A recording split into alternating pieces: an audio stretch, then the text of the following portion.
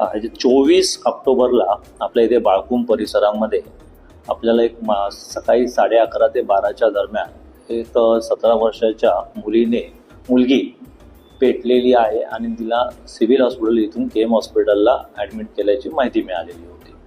तर तिथे आपण केम हॉस्पिटलला जाऊन माहिती घेतली असता तिच्या आईने सांगितलं की सकाळी ती घरी आली त्यावेळी तिचा मित्र जो आहे तो पण घरी आलेला होता. दोघं घरामध्ये असताना तिने ती जळालेली अवस्थेमध्ये होती. त्याच मुलाने तिला सिव्हिल हॉस्पिटलला आणलेलं होतं. त्याच मुलाने तिला काहीतरी केलं असावं अशी आईची तक्रार असल्या कारणाने आपण CR नंबर 790/2025 प्रमाणे खुनाचा प्रयत्न हा गुन्हा दाखल केलेला आहे आणि त्याच्यामध्ये जो विधी संघर्ष बालक आहे त्याला ताब्यात घेऊन बाल न्यायालयासमोर हजर करून बाल न्यायालयाने त्याला बाल सुधारगृहामध्ये ठेवलेलं आहे आणि सदर गुन्ह्याचा तपास आता ह्यापुढे चालू आहे.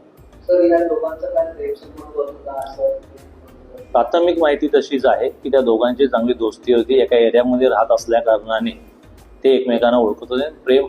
प्रेम आहे असं समजलेलं आहे. अजून नाही, त्याबाबत तपास चालू आहे. पालकांना काय आव्हान असेल अशा प्रकारच्या मुलांकडे लक्ष ठेवण्यासाठी काय आव्हान असेल? मुलांच्याकडे प्रॉपर लक्ष ठेवलं पाहिजे. त्यांना सेन्सिटाईज केलं पाहिजे की कुठल्याही छोट्या गोष्टीने असा टोकाचा निर्णय त्यांनी घेतला नाही पाहिजे. या संदर्भात पालकांनी वेळोवेळी मुलांशी संवाद साधला पाहिजे.